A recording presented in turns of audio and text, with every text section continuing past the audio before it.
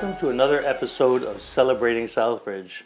As you've come to learn, this is an opportunity for me to express to you a lot of the things that are going on right here in Southbridge. I've regularly had different guests. We've had the police chief and the economic development director, and we're going to continue giving you as much information. The town council really wants our government to be transparent, and that's what we're doing. Today I have a great guest, and it's on a topic that I think is important to everyone in Southbridge, and it's a real current kind of event where everybody is kind of following what's going on, but there's a lot of rumors, a lot of gossip, a lot of talk that's just simply not true. So today I have a guest who can answer all of our questions about the school system and what is currently happening within that system. So first, let me introduce my guest, Tim Connors. He's our interim superintendent. Tim, welcome to the show. Yeah, thank you. I really appreciate being here, and I compliment you on having the show and bringing to people the things that are happening around the town. Thank you. Well, thank you, Tim, and I appreciate you being a guest. We have a lot to talk about today because, as you're aware, this is really a hot topic in town, the whole state of our education system. So, but first, before I get into that, I think that people would like to know a little bit about you. You're entrusted to take care of our children, to educate our children, and why are you the right person as an interim superintendent to lead our district? So I think it's important we learn a little bit about who you are. Yeah, I've, well, like many people around here, I was born and raised in West Springfield, Mass. So I've been a lifelong resident of Massachusetts. But for the last 50 years, I've been in education, and 35 of those years, I've been a superintendent of schools. I've been a superintendent in 6 different states, and I've always had the opportunity to go to school districts that are diverse and ones that need people working together.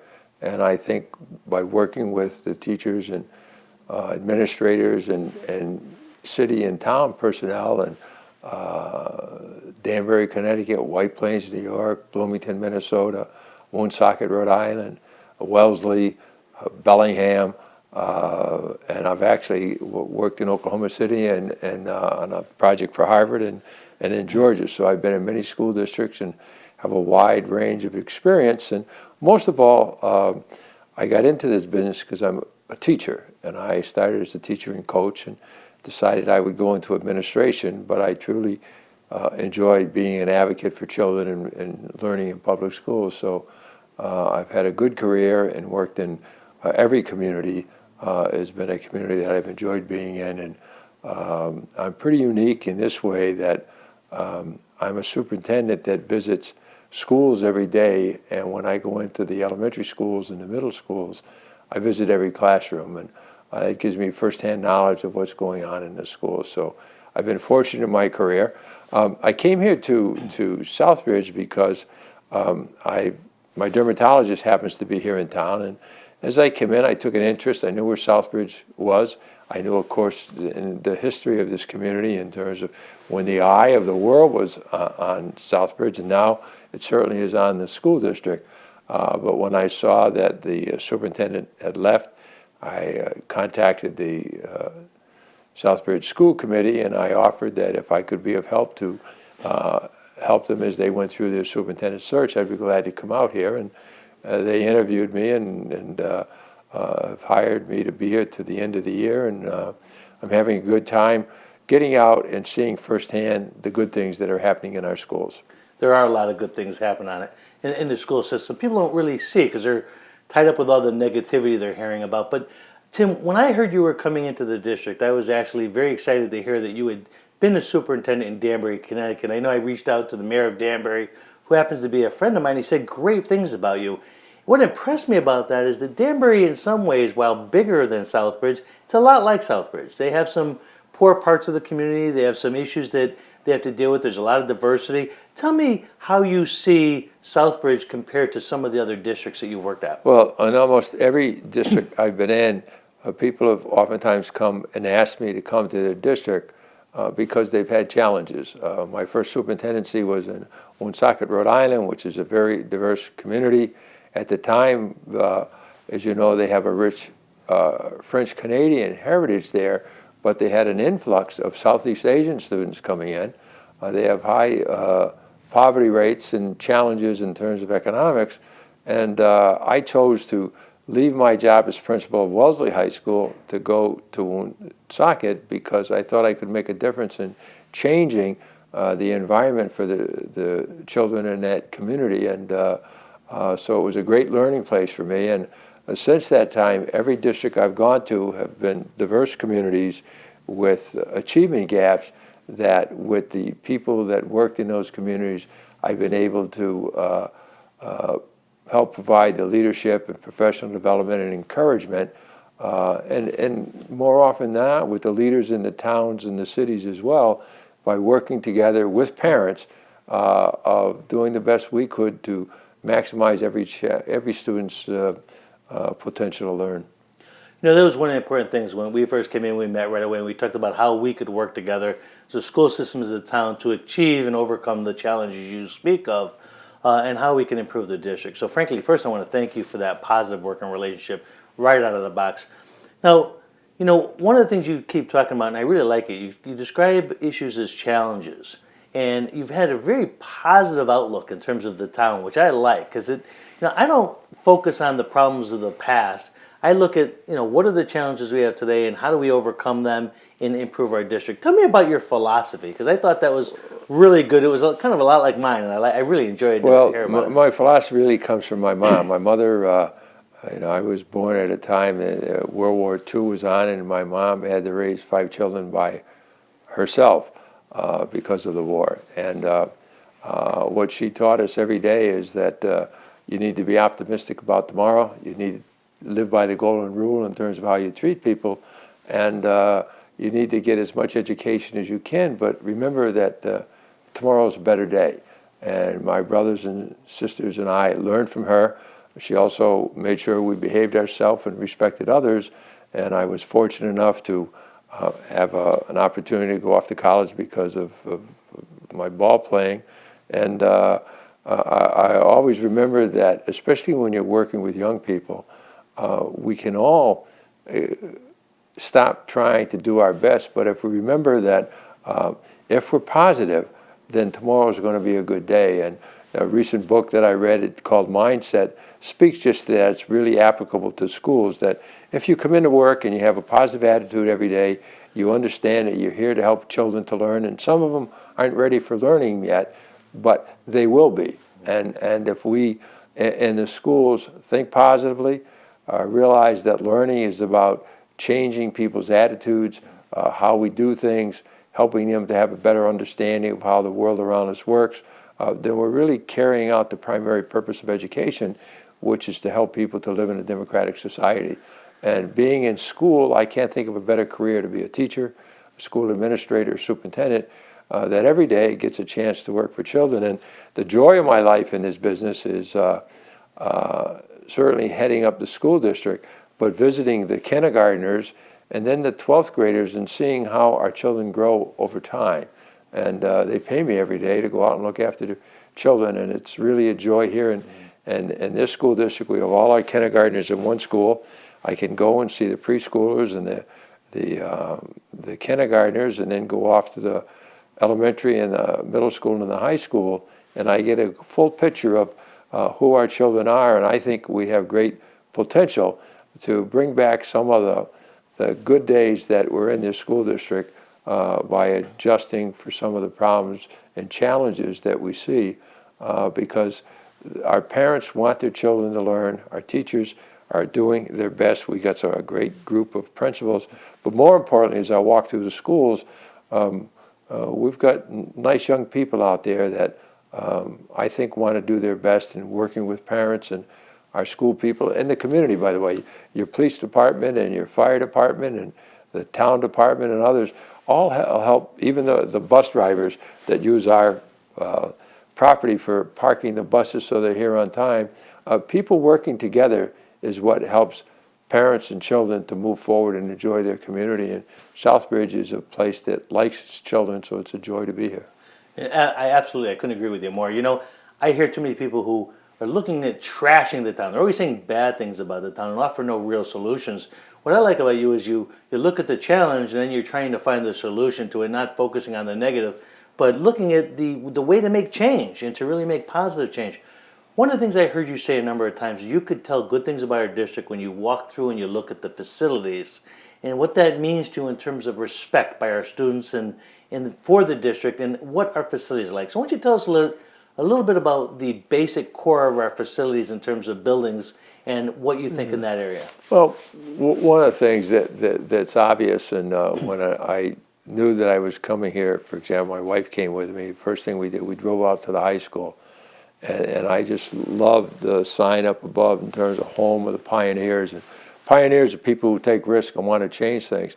But I was impressed with that building. Then when I came and got an opportunity to go inside, I think this town should really be complimented for the job they did in building a high school that's, if I understand correctly, it cost some $78 million on a 70-plus acre spot. It's a school that's the latest state of the art in terms of technology and things. And it's just a wonderful facility that lends itself to learning. And when I go to our elementary schools, the three of them, what impresses me, although the buildings are old, they're well maintained. We have the gentleman that oversees our maintenance and custodial staff. And the custodial staff themselves and the whole maintenance crew just do a really fine job of making sure our schools are clean and healthy places for children to be. And if you mix healthy, clean schools with teachers that are doing their best to teach our young people every day, we're creating the kind of learning environment that the youngsters need. And so I think the community should be proud of their buildings, especially their high school, but they're older buildings because they're well retained. Our athletic fields are that way.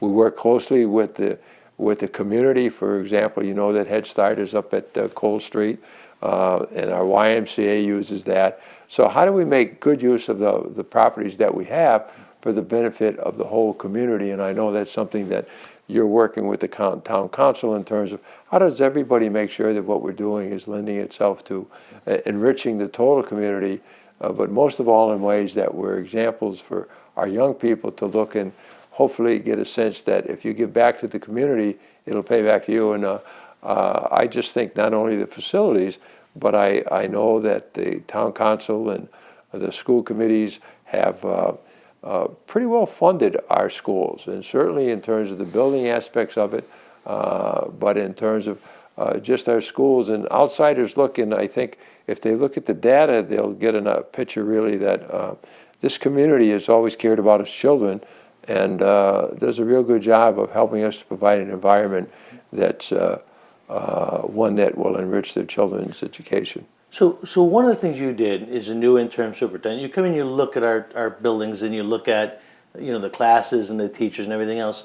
Before we get into the state's issues, what do you see as the strengths of our district? What do you see in terms of our teachers and stuff? Do we have quality teachers? What are the strengths that we have?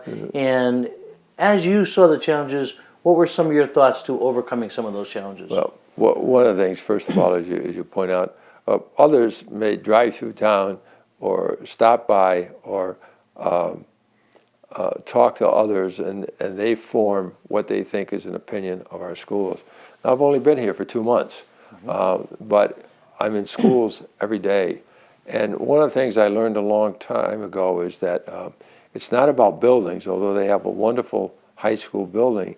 It's really about people.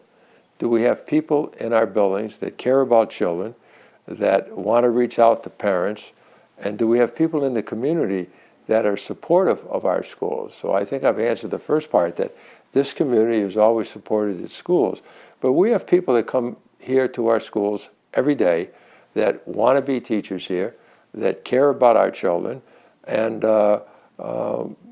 they'd like to stay here. And when I go through the schools and I go in all of the elementary classrooms, for example, I see teaching taking place.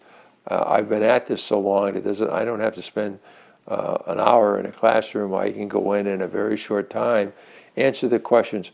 Are the children enjoyed learning? Are they being challenged? Is there a variety of activities? And most of all, are they engaged?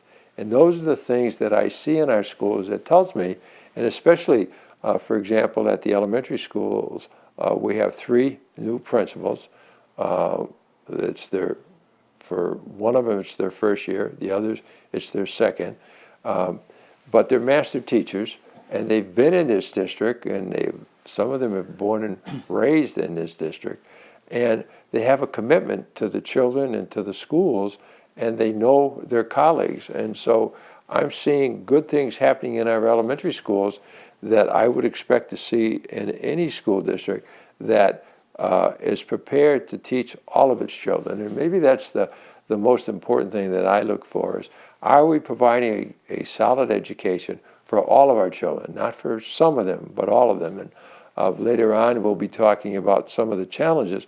We have many of our youngsters that are English language learners. They've just come to this country, or English is a second language for them.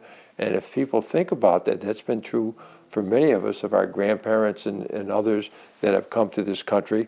And we have to make sure in the schools that not only are we trying to teach them math and science and social studies, but that we're helping to help with their acquisition of the English language and being able to use it in an effective way in their lives. And if we can continue to improve in that aspect of it, I think a lot of the concerns that we hear from others would be improved.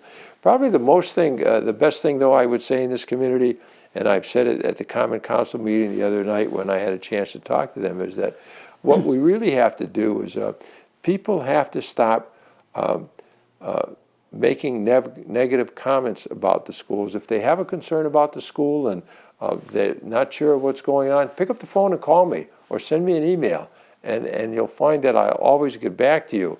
But just as you pointed out earlier, and I hope others perceive it as being true, if you're positive of what you're doing, especially as it comes to our children, and you take an interest and support our schools, then that's the best thing you can do for us that are in the schools to help turn them around.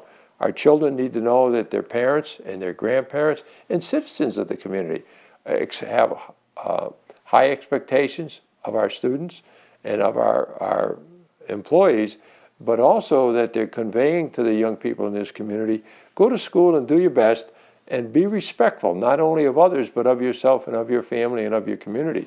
And if we can get that point across, I think we're going to see good things in our school. And I know in past generations, my mother wouldn't let us out the door without understanding. You go to school, you behave yourself, I get a call from the school, you're going to be in trouble. Mm-hmm. Too often in this day and age, people will get a call from the school and they're defending their child rather than saying, what is the issue and how do we make for a better environment for my child to learn and grow and be respectful of others. And that's an important part of that equation of learning that young people especially, have to know that you've got to like yourself, you've got to like the people around you, and then you can find the joy of learning, which is certainly provided in our schools. You know, Tim, it's difficult these days because back in the old days, and I'm feeling old myself, I guess now, but back in the old days, you know, your dad would go out and be the breadwinner, and your mom a lot of times was home to raise the children, have more time. And these days, young families are both working to survive, and they just don't have that family life that we did years ago, that support system. So many kids come to school without, you know, parents who really have the kind of time to invest in their children they did. So it is a little different environment than what we used to do, but that doesn't excuse parents from stepping up and doing their very best to support the kids, right? No, but one of the things we have to be careful about, times have changed, but as one of the joys for me is driving down through the community the first thing in the morning and watching the children going off to get on the school bus. Mm-hmm. And as I come down the road, I see parents out there in the cold every morning. They're waiting with their children. They maybe have to run off to work, or maybe they don't have a place to go and wish that they did, but they're standing with their youngsters and they're proud to send them off to school, and they wait till the bus drives away and they wave to them. So the parents and the grandparents haven't changed. They love their children, and yes, the economic demands on them are different, but what I think we have to realize in the schools is their parents send their children to us expecting that we're going to do our best to educate them. And that's why it's so important that we try to do this. And the other thing I have to say is, as I drive down the street, and I think in part it's a reflection on the schools and in part on the parents, there are some spots where the children are lined up when they see the bus coming by, just as if they were in school. They're right out there, they're lined up, they're orderly, and they get on the buses. So somebody in those homes and in their neighborhood are doing the right things about looking after their children, sending them out. And as I say, I see the parents, when the bus goes out, for many of them, it's a look back over their shoulder. They're sending us the most precious thing they have. Yeah. And they may not have the time to come into school, but what I see in that message they're sending us, they care about our children. They hope that we're going to do our best to educate them. And so we have a wonderful opportunity in this community to provide our youngsters with a good education so they can realize not only their dreams, but the dreams of their parents for them. Yep. Okay, I'm going to turn a little bit more specific to school issues. Go right ahead. We did a little general, but I know you have a recent proposal to separate the high school and middle school, which I think is absolutely terrific. Tell me why you think it's important to separate those two schools. What are the benefits of that? And how do you think that's going to help the culture of each of those two schools? For the public out there, we have to be careful because a lot of people, when we say separate the two schools, not physically. Right. We have one plant that houses our high school and our middle school, and there are some facilities that they use jointly, like the gym and the cafeteria. But we have two distinct different age groups. And the committee and the people in this town, when they put this school together, did a wonderful job of designing the school so that you would have a high school and a middle school in the same complex. And by the way, that's a pretty common organization across the country. Many people think, well, there's got to be a middle school and a high school and then 3 or 4 elementary schools. In some communities, the whole school population is all on one piece of property. So we save some money by selecting a piece of property that has wonderful grounds around it, that we can house the high school and we can house the middle school in the same complex. And when it was designed, I think people thought that it would be led by a high school principal and a middle school principal. And then through the process, it ended up that they were looking for a high school principal that would also oversee the middle school. And there's a difference in the training and of principals and teachers in terms of that organization. And I know that the community looked at changing that before, but they made it a very cumberless a process that had to go through reapplying for jobs and all these things that gave out the wrong message. The simple thing to do with our existing high school, middle school, and it's mostly because of the state, they get evaluated as one institution.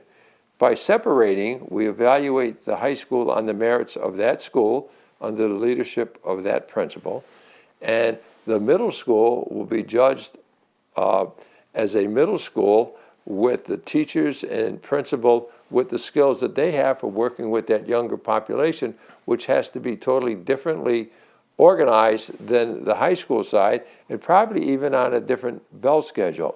So by separating, which the state allows us to do, and I've suggested to the school committee that our next meeting I'm going to come in with a proposal that will allow us to do that, that says to the state, we're closing the Southbridge High School, Middle School at the end of this school year, and it will reopen on the very next day on July 1st as a senior high school under the leadership of a principal and a middle school under the leadership of their principal, and continue in the same complex that they're in, but have the flexibility to provide the kinds of professional development for teachers and schedules that the two different schools need. So I think the school committee is supportive of that. We've streamlined the process, and I think all of the hard work in terms of the building project and learning how we can divide that facility to make sure everybody gets use of any common areas in a productive way, and it will help with some of the other issues in terms of the state's evaluation of the two institutions. They'll be judged on their own basis and not on the influence of one another in terms of the data collection that might be going on. Correct. I'm going to get into the issue that everybody's kind of waiting, I think, for us to talk about, this whole issue of a state takeover. So before we get into the nuts and bolts of that, why don't we talk about what are the pluses and minuses of that happening? Because I think there are some positives of the state taking over, and some of it I think is just in terms of perception, but there may be some money things in different powers that they have that a local school district would not have. So let's talk about, are there pluses and minuses to a state takeover? I think we might want to go back a little bit and talk about why. Okay. All right, and since 2012, the school district has been part of the accountability system of the state in terms of changing that needed overseeing by the state. So for the last 12 years, the state has worked with our educational leaders and with members of their staff and giving us help to try to eliminate the concerns that the state has about those things that we may not be doing right. And a lot of it has to do with leadership because we haven't had long-term superintendents here. And we also haven't had long-term secondary principals here. And when you don't have in those two key positions strong leadership over time, then many of the things that happen at a very crucial time in the last 10 or 15 years, populations across the state have changed. The economics from 2008 was terrible. There were changes in the law. Communities like ourselves saw a big change in the social economic makeup of the community and the opportunities for jobs. And all of those things impact schools. But also the federal government came out and made changes in terms of accountability that required specific changes in teaching and in expectations of children. And for whatever reason, as I look at it from my perspective as an outsider, the changes that had to be made at the time were not being done. So as a result, when the state tests came out, many of our young people were not able to do well because the material that we had to be teaching wasn't being done. There were significant changes in how you teach math especially, and language arts, and a growing need in this community to teach English language as a second language that caused our schools to fall behind in terms of our ability to have large numbers of our youngsters do well on the state test. And I might point out that in Southbridge, and we heard some school committee members say it the other evening, we have had children that have always done well in our schools.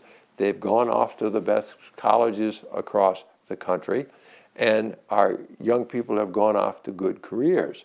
But recently, we've had some problems because, in large part, in my observation, when people don't think they're going to graduate, they drop out of school. When people think that their children aren't going to be able to get a diploma, they kind of encourage them to go off to work. So our graduation rates have gone down in recent years. Our attendance in school, and some of it, quite honestly, at this time of the year, for example, we have many of our families and the children that go back to their countries of origin at a time when we want the children in school and they're being out of school, so our attendance rates are high. Or because of other factors, parents can't get their children to school. So between a change in the curriculum, the accountability of the state, of lack of leadership, we've fallen behind and have got into a situation where our schools are perceived as being at what they're calling a level 4 school, and now they're saying, well, you may be going into a level 5 because you are not living up to the expectations that are required in order for your children to pass the state test across the board. and they're not wrong in some of that, and we've got to do it. And I think we've been making the change under many people in our school district, and especially Cheryl Stanton, who's responsible for curriculum instruction, and our principals and our teachers, and working well, I might say, with our unions. We have a nice union here in the town, and all of our unions, but the teachers specifically, that we try to work closely together so that we can overcome some of the deficiencies that came about because I think primarily the lack of leadership as a superintendent, people weren't paying attention to the changes that had to be taking place, and many of the old guard teachers love to do what they've always done, but because of the changes in the testing and in the curriculum, we should have been staying up to that, and we haven't. But over the last several years, I think people are working on it, and I come into town at a time when I think they're ready to move forward. With continued leadership, I think we could turn the corner. And we tried to say that to the state, but the state has made it clear that you're not moving fast enough, and the commissioner said, you've been doing it for 12 years, we don't see any changes, we're going to come in. So that's where we're at. That frankly comes from the lack of the stability, as you say. And I just want to point out, the more you talk, the more I want to say clearly that this is not a failure of the children. This is a failure of the leadership teams, and not so much that each team was bad, it just kept switching all the time. So nobody kind of followed the new programs that's coming from the state. One of the things that people have to, one of the nice things about my career, I've been in 7 different states. Yep. And these changes made by the federal government, first of all, requiring all this accountability, telling us what the tests are going to have to be. And Massachusetts has actually kind of fought some of that and done its own testing. But in New York, it got so far out of hand that the commissioner actually came out and said, in New York, not here, that your children are not going to do well on the test this year because we've changed them, and we don't think the schools were able to make the change they needed to make in the curriculum fast enough. And he was right. And as a result, the test scores of many youngsters that did extremely well dropped. Here, those changes came about for the same reason, because of the federal government. The state tried to make some changes in their own testing, but nonetheless, in our situation, we didn't make the changes in the curriculum that are needed. And as a result, teachers are working hard, kids are working hard, but they're being tested on a different set of criteria. And we're in the throes of doing that. We've done a better job of it at the elementary school. We're poised to do it at the secondary level. And when we can get through that, I think we'll see the scores of our young people change, especially if we put an emphasis on ensuring that our children that are language learners have the teachers who are trained to do that, working with our teachers and administrators. So puts us where we are, right? So that's the reason we have the problems we have, the challenges that we have. So now the state is going to make a decision. When are they going to make a decision if they're going to take over and move us up to level 5? Have they given us information about that? Yeah, and I think the chairman of our school committee has done a pretty good job of saying to the community the other night, and in some of the newspaper reports, 3 of the school committee members, Mr. Lazo and 2 others and myself, went to the state meeting in December, and we heard the commissioner say that he might be recommending that our schools should go to level 5, which has a receivership. That means somebody would come in or oversee our schools. And ever since that time, and even before, people in our schools and our community have been nervous about it. Mm-hmm. And so the big question is, when is it going to happen? The commissioner sent a letter to Mr. Lazo and to ourselves saying that we may be placed in a receivership, and that that is something that could be happening soon. And what we heard at that meeting, and what I verified this past week with the state, is that I expect the commissioner actually to notify us tomorrow that he will be recommending that we go into receivership. Mm-hmm. If he does that, and as soon as he does, by the way, I will make sure everybody in the community knows, certainly the Common Council, yourself, the school committee, a letter out to all of our parents and to our schools that the commissioner has announced that we will be going to a receivership. He hasn't done it yet, but I'm pretty confident he'll be doing it tomorrow.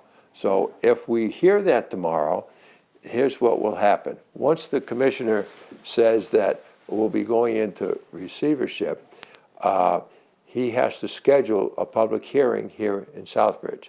And that public hearing has already been scheduled for the 25th of the month. It'll take place at the whole high school. And I'm saying that it will be because his staff came in this past week to look at the facilities to make sure that they can accommodate whatever people coming out. They're going to provide child care services, and members of the State Board of Education would come down and sit and listen, not as part of the on stage, but in the audience to hear the comments that people might have. Now, the commissioner did send a letter asking that if we have that hearing, he would like to have people come out to the community and exchange their ideas in terms of what they think ought to be done. He will have already recommended that we go to receivership, but he's here to listen, as will the board. And I know that Mr. Lazo has asked, and others, that people come to that meeting and express to the state whatever their feelings are. I'm not going to tell them what to say. I will speak, and I certainly will tell them that I don't think receivership is necessary. I think we're in a place where if we continued on the path that we are, and there's a superintendent in this school, and we have a strong leadership at the high school. Our high school principal that's there now is going to be resigning at the end of the year. She's going to a private school, and I know she'll do a wonderful job, and I know she has really worked hard the past 2 years to bring that school together, but it's an opportunity for us to look for someone who is just going to oversee the high school and make that separation that I talked about earlier. And we think we have people in town that can fill the middle school principalship so that we'll have the leadership we need in the schools. So I'll speak to the commissioner and to the board members in terms of why I think we can do it on our own, but others have their opinions, and I know that the school committee has invited people to be there, and I know that the commissioner wants to hear from the people. So let's make it clear. So the commissioner is going to potentially make a recommendation that we go into receivership. There will be a meeting on January 25th at the old high school. I know that the town council usually meets that Monday night. We've moved ours to the 27th to make sure we can attend as well. The Board of Education will come in, they'll listen to people's views, and then they will go back at some point and vote if we go into level 5 or not. So it's the State Board of Education that actually makes the decision if we go to level 5, based upon not only the commissioner's recommendation, but also what the public say. Right. And so they'll listen that evening. And by the way, that meeting, it's my understanding, is going to be from 4:30 to 7:30. It could go over depending, because what the commission and staff has said is that they're not going to turn anybody away. Anybody that has a comment, they're there to hear it, and they will. After that meeting, the commissioner will have to decide when he is going to, he will have to go to a board meeting of the State Department of Education and either ask them to act on his recommendation or that he'll withdraw it. And that meeting, the very next meeting actually of the State Board of Education, is the next day, but I'm led to believe that although they may talk briefly about the meeting that happened here on the 25th, it's unlikely that they would vote until their February meeting. So let's talk about an issue that I keep hearing real concerns about, right? So everybody keeps saying, oh my God, all the teachers are going to quit, they're getting nervous, the state could come over, they could break contracts, they could do all this stuff, teachers might have to reapply for their job. Have you met with the teachers yet? Have you explained to them what the process probably is going to be versus the hysteria or the concerns that are kind of the what ifs that might happen? Yeah, once we had gone into the December meeting of the State Department of Education. When I came back, I sent a letter out just before the holidays and then after the holidays that we might be in this situation where we have a receivership. And I try to convey to people, don't worry about your jobs. Unfortunately, a lot of people have read what's happened in Lawrence and what's happened in Holyoke. And apparently in Holyoke, some people lost their jobs.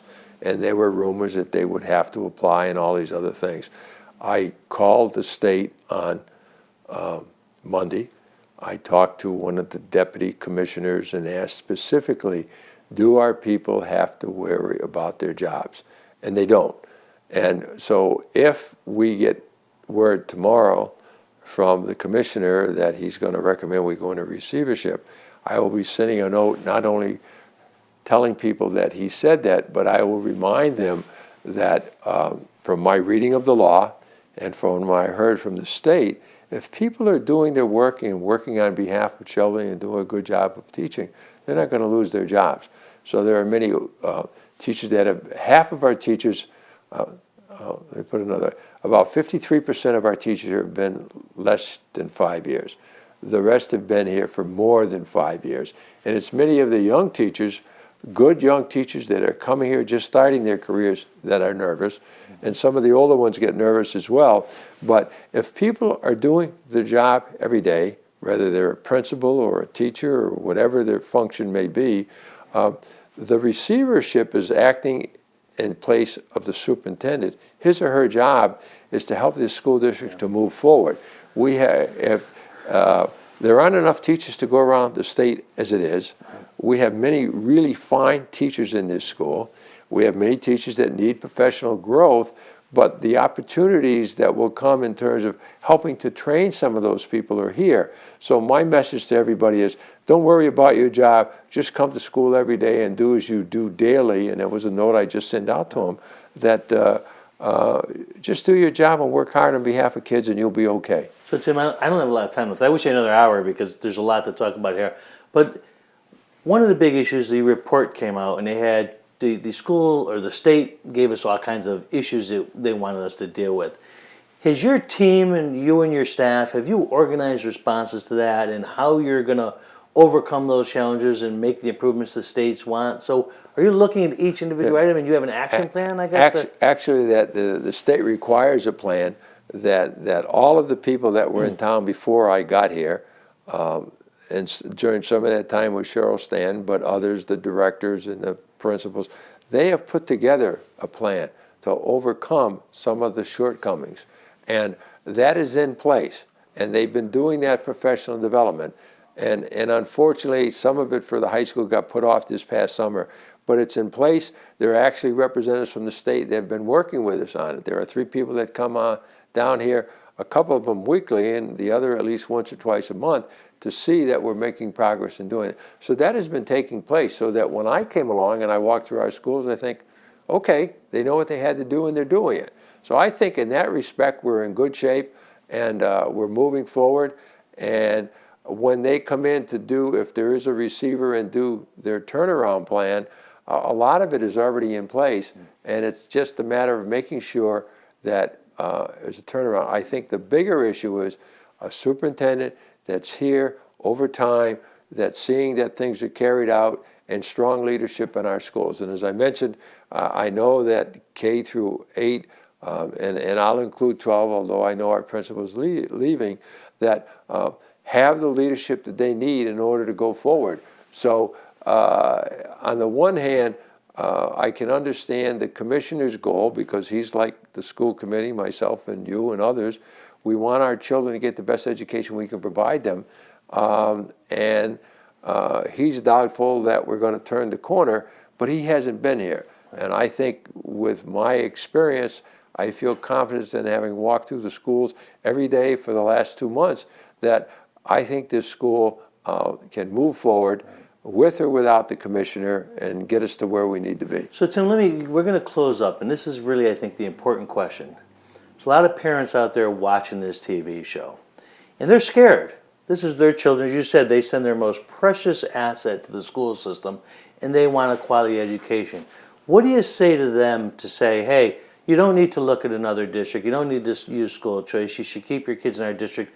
What do you say directly to them to help them overcome that fear? Well, I think that's a fair question, but first of all, what I would ask you is don't buy into the rumors. Judge the education that your child's getting by what's happening in your child's school with your principal and teacher.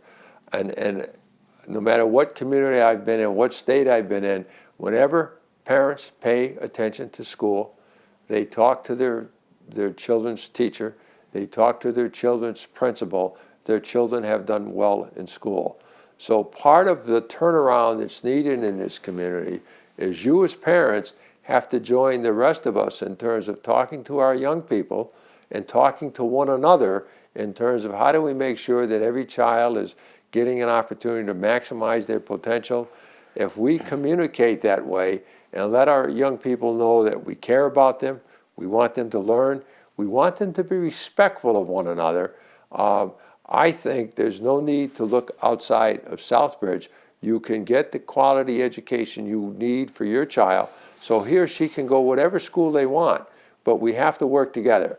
I'm very confident that the town council, town manager, the school committee, the people in our schools, and you as parents, as well as our taxpayers, by the way, because they're an important part of it, and they have always supported our schools. But they, like the state, want us to make sure that we're using their money wisely to provide the best education for our children that we can.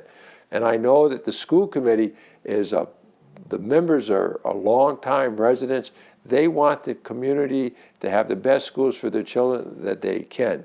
And so if we work together, and if the commissioner sends in someone to serve as the superintendent, I won't say receivership because that sounds like a negative term, but to have the leadership to get us turned around by working with the people that are here, which means you, the parents, our teachers, our principals, our staff, our custodians, for example, do an outstanding job. Our secretaries do an outstanding. In terms of our finances, by the way, I have to say to the town manager, your staff help us.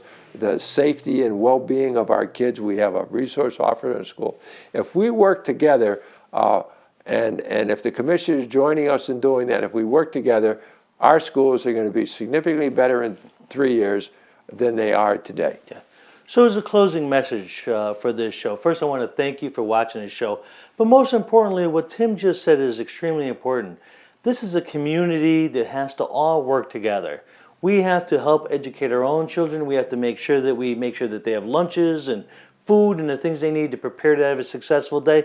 But there's no time in pointing fingers at anybody anymore. What it is how can we each of us individually as a community work together to improve the education of our children. It means we all have to get involved. Be you a parent, be you a student, be you a teacher, be you the town administrator, town manager, the school superintendent, the town council. All of us have to get together, stop crying kind of about the past. How do we move forward in a positive way? How do we engage the school system? It's our children, our future, and we need to fight for them. So, Tim, I want to thank you for taking the time to answer any questions. Love to have you on in the future. I appreciate all you're doing. Frankly, from my point of view, I wish you'd stay, but I know that that's not the case here. But thank you for all your efforts, for caring about our children, and for caring enough about this community to come on and answer questions. So I wish you the very best, and thank you again. Good, and thank you for having me. I appreciate the opportunity. It's been a real pleasure. Thank you.